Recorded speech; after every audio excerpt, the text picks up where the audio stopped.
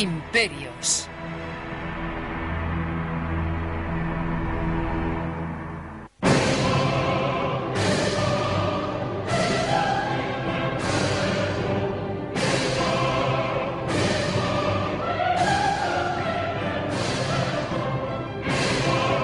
Los fieles se estremecían de frío.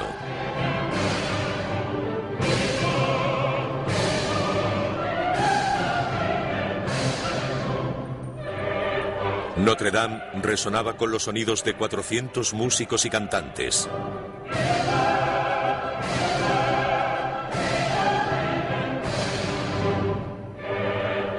El joven nacido en la isla de Córcega avanzaba impaciente. Napoleón Bonaparte, de 35 años, estaba a punto de ser coronado emperador de Francia.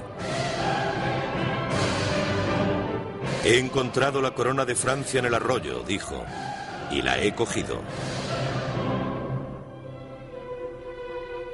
Era el 2 de diciembre de 1804.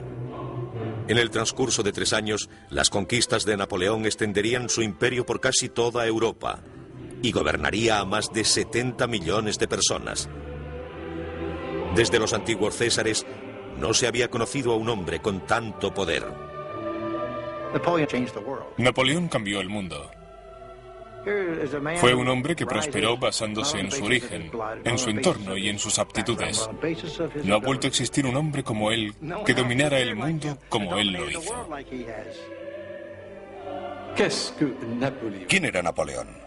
Era una mano dentro de una camisa con un extraño sombrero. Si enseñamos el sombrero y la mano dentro de la camisa, en Japón, Estados Unidos o Francia, todo el mundo sabrá que hablamos de él.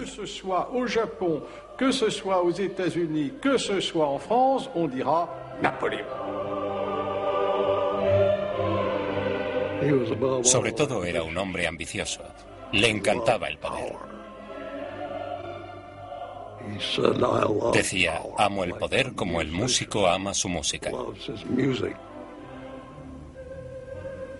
Hizo todo lo que estuvo en su mano para lograr sus propósitos.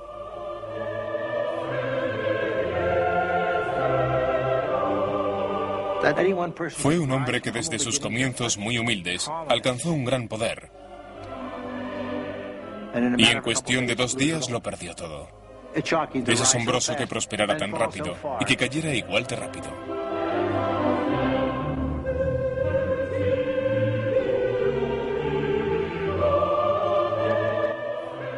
Napoleón subió en solitario los escalones hasta el altar.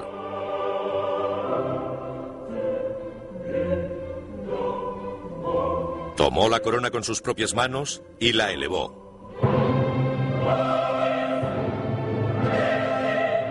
Luego la dejó caer sobre su cabeza.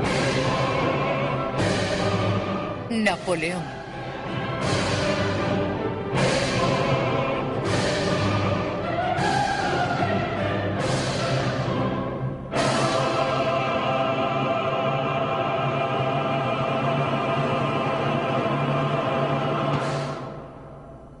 Esa mañana le había dicho en voz baja a su hermano: si nuestro padre pudiera vernos ahora.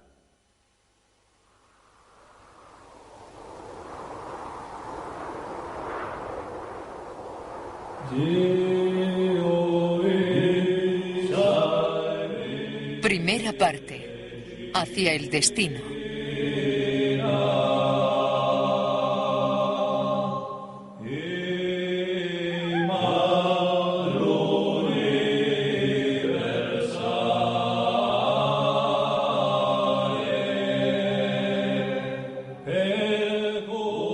En la primavera de 1760, Leticia y Carlo Buonaparte cruzaban las montañas que se extendían por el interior de la isla de Córcega.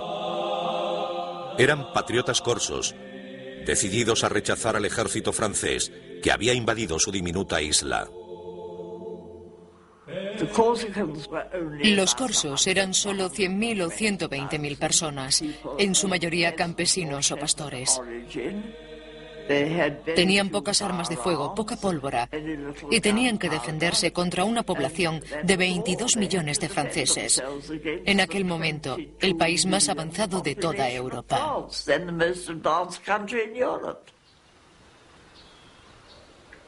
Los corsos nunca tuvieron muchas posibilidades. Tras un año de lucha, dejando a su paso miles de muertos y heridos, fueron vencidos, y Leticia y Carlo regresaron a su hogar.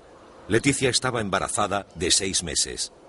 Salve Santa Valens.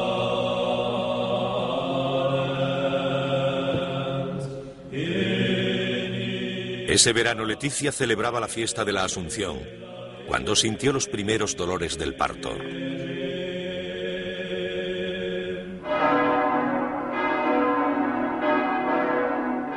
Un poco más tarde, el 15 de agosto de 1769, daba a luz a su hijo, Napoleone Bonaparte. Nacido justo después de la amarga conquista francesa, Napoleón pasaría su infancia odiando a Francia, el país que él mismo gobernaría algún día. Nací cuando Córcega moría, escribiría Napoleón tiempo después. 30.000 franceses se lanzaban contra nuestras costas, ahogando el trono de la libertad en olas de sangre. Los llantos de los moribundos, los gemidos de los oprimidos y las lágrimas de los desaparecidos rodearon mi cuna desde el momento de mi nacimiento. Córcega era ahora una colonia francesa. Situada en el Mediterráneo, entre Francia e Italia, durante siglos, Córcega resistió ferozmente a los invasores, romanos, moros y genoveses. Tras la victoria francesa, los corsos rebeldes huyeron hacia las montañas donde continuaron su lucha. Pero el padre de Napoleón, Carlo, un estudiante universitario de 23 años, se rindió fácilmente. Pronto llevaría pelucas empolvadas, levitas bordadas y zapatos con hebillas de plata. Napoleón nunca le perdonó que traicionara su herencia corsa. Tiempo después diría de él que le gustaban demasiado los placeres. Creo que Napoleón siempre guardó rencor a su padre por haberse sometido. Pero pobre Carlo, sabía que había perdido la batalla. Se dio cuenta que los franceses ya estaban allí. Por eso decidió vivir con ellos e intentar hacerlo lo mejor posible. Carlo empezó a ejercer como abogado y ganó las elecciones a la Asamblea Corsa. Su estima aumentó ante los gobernantes franceses. Pero Napoleón pocas veces dijo algo bueno sobre él. Dejaba sus oraciones para su madre, la bella y tenaz Leticia. Como madre, diría, era única.